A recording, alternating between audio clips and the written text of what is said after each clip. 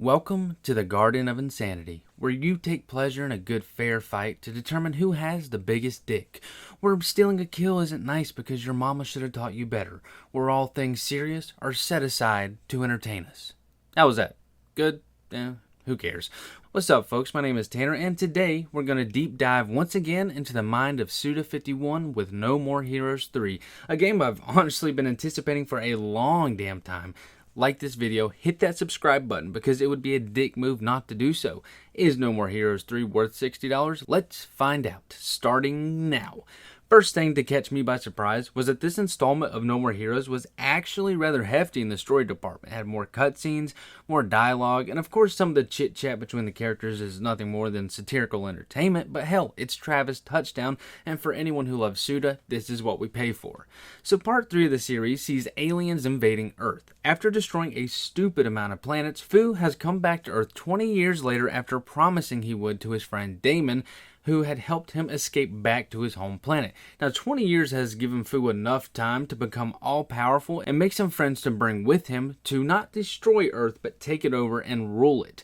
Now, with Earth being threatened by such a powerful force, Travis has to step up and once again climb the ranks to become number 1 in the superhero department. Now, these stories were always rather simple, as they're meant for us to enjoy rather than sit back and think on after we conquer it. However, this game does do something better than the other ones, or at least I personally think so. They build up characters more than previous titles, making for some interesting roles being played on both Travis's side as well as Damon and Fu's side. And you'll see the return of many characters. Some you thought were dead and they're just back to put Travis down once and for all, which ultimately allows this game to embrace the cheese fest that we know it as. And another thing that I love about this game's narrative, well, really it's all of them, but anyways, it wants to break the fourth wall. It addresses things that don't make sense or things that are confusing in the aspect of, what the hell just happened? It's never, I don't understand, because trust me, you're gonna understand. They're going to point it out in golden letters if you do not understand. And they're also going to reference many things from Daemon Ex Machina, or Machina, however you say it, all the way over to one of my favorite foreign films, Blade of the Immortal. It's a great story. It has amazing dialogue. I loved every second of it. It's captivating in the sense of how enjoyable it was. Now, the gameplay for No More Heroes has always been rather straightforward. It's an addicting hack and slash that shares over-the-top gore with something like Kill Bill. But since we have Suda at the helm of this, that means that this game's going to switch up genres during your playthrough. It's a part of what makes this game wacky and why us, the player base, loves this series so much. Now, this one has you doing things like playing musical chairs as a boss battle, roaming through a school like a first-person horror game trying to find your opponent, or, it even has stuff I hated, for example, like a JRPG turn-based battling system.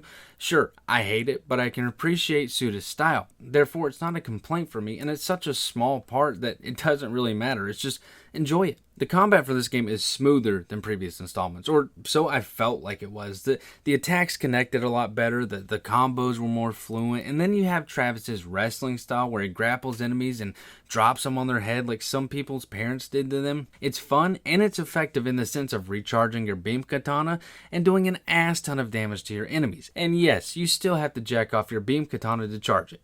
Now, we also see the use of abilities in this one. Jump kick, telekinesis, but those only grab foes, slowing circle, and a circle that shoots at the enemies. Now, these are quite an addition because it makes fighting any tough enemies much more bearable, and this is really due to the fact that you can combine these. They're all on their own separate cooldowns, so you can use all 4 in a row if you'd like. And I would advise it too, combo it. Slow somebody down in the circle of pixelated bullets or whatever the hell they are, and now combo them. And then you're going to see that they're being drained of their life. Now, the combat is a refresher. A fucking refresher from everything I've played recently. And the fact it worked as well as it does here made everything much more enjoyable. However, and yes, there is a however, the mission structure in this game does dampen some of the fun that we could have had. Just like other No More Heroes games, you do odd jobs to earn money to buy into the next ranked match. Mow lawns, grab scorpions, shoot some Lake Placid motherfuckers, etc., etc. Now, the chores, so to say. But what differs in this installment is every ranked match is going to require you to gather 3 tokens from designated matches. The way you find these is you look on your map and you'll see a yellow circle that you go to and you start hunting for this pixelated item floating, and you interact with it. Now, these are just standard battles against regular baddies and some mini bosses, and to unlock the ability to buy into a ranked match, you have to gather 2 tokens from completing designated matches with standard ass hats, and then 1 token from the matches for defeating a mini boss. Now, doing so also grants you a lot of money and junk you can sell for loads of cash. So after getting the tokens, head to the ATM. Buy your way into the next ranked match. Easy. Easier now that you don't have to exactly do those side jobs.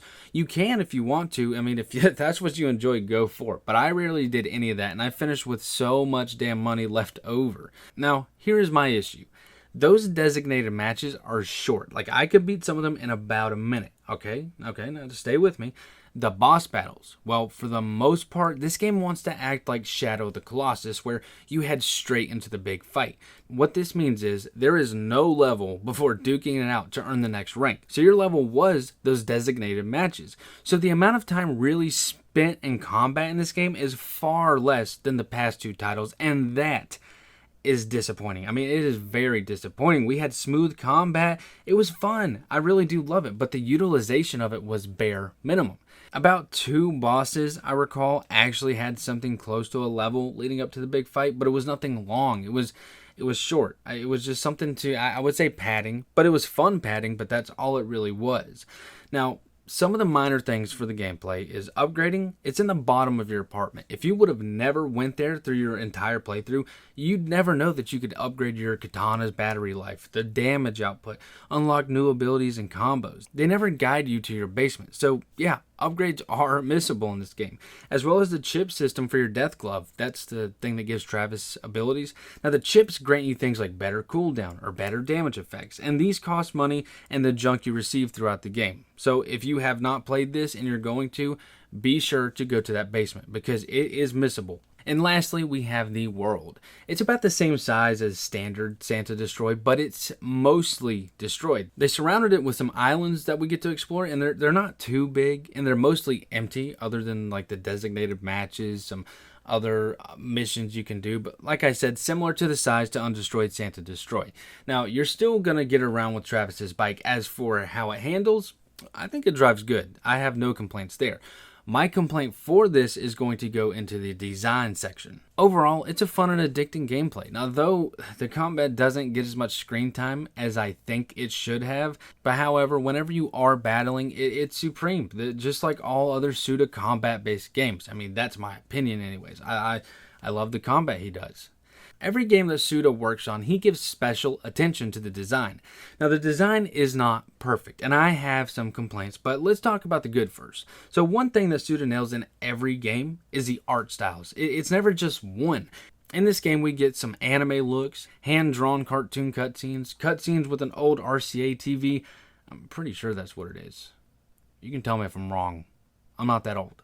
And then, of course, we get countless filters throughout the game. It's an art house style game. It works. His games have always worked with the colliding of art styles. It's rare that messing up so many fashions actually work, but he knows how to pull it off. Sound for the series, it's always a pleasure. Voice acting is superb, comboed with the over-the-top dialogue. It's fun, folks. It is fun. Graphically, alright, so look, I don't expect much whenever I'm playing on my Switch. I lower my expectations because I recognize the capability of the system. However, this game does something odd. The open world, I thought, looked like pure shit. And at times, it even ran bad too, with tons of frame drops. It also has some fucked up geometry, and this is where I was talking about the gameplay and the bike. So, something previous titles suffer from that I wanted to be fixed in this one is your tire gets stuck in a mound of sand, or you flip off your bike from slamming into the smallest thing, and it will get aggravating. Now, on the opposite side of this, the actual missions themselves, like the designated matches and the boss fights, they run smooth as butter, and they look damn good. I just find it odd how the open world looks worse than the actual missions. But it is what it is, I guess. So, here's some clips of the overall design for No More Heroes 3. Phew, is that you? Damon, I love you! Phew! Looks like you've been living large, Damon.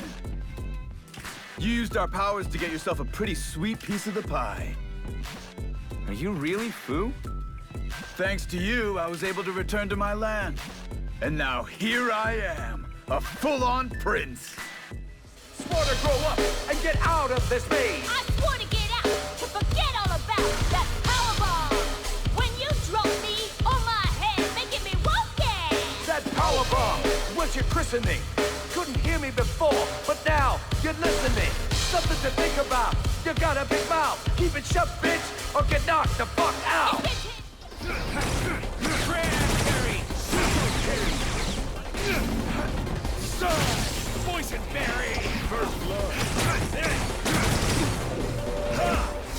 Screwdriver, dead kick. Mulberry, rosette.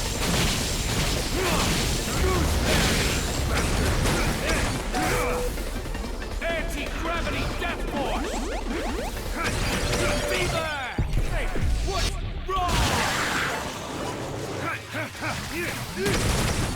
Suckhead!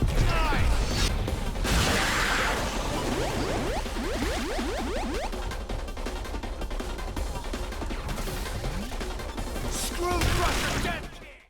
No More Heroes to me is worth $45 out of $60. To me. Now, I love everything Suda does, Lollipop being my first of his works, so hence it is my beloved and favorite. However, even with that, I recognize its issues. I mean, same with this gem of a game.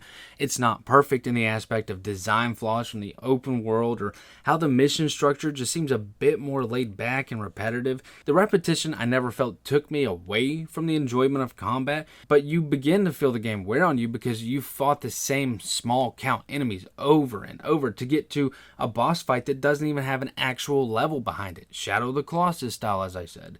Now, if you're a Suda fan, you're going to pick this up regardless of what I say. It's understandable. To at least me it is, because I would as well. But for people who are branching out for new games, or you're iffy on this title, just wait till a sale hits. Or, well, it's Nintendo, it might take 3 years, but just be patient or go off and buy it.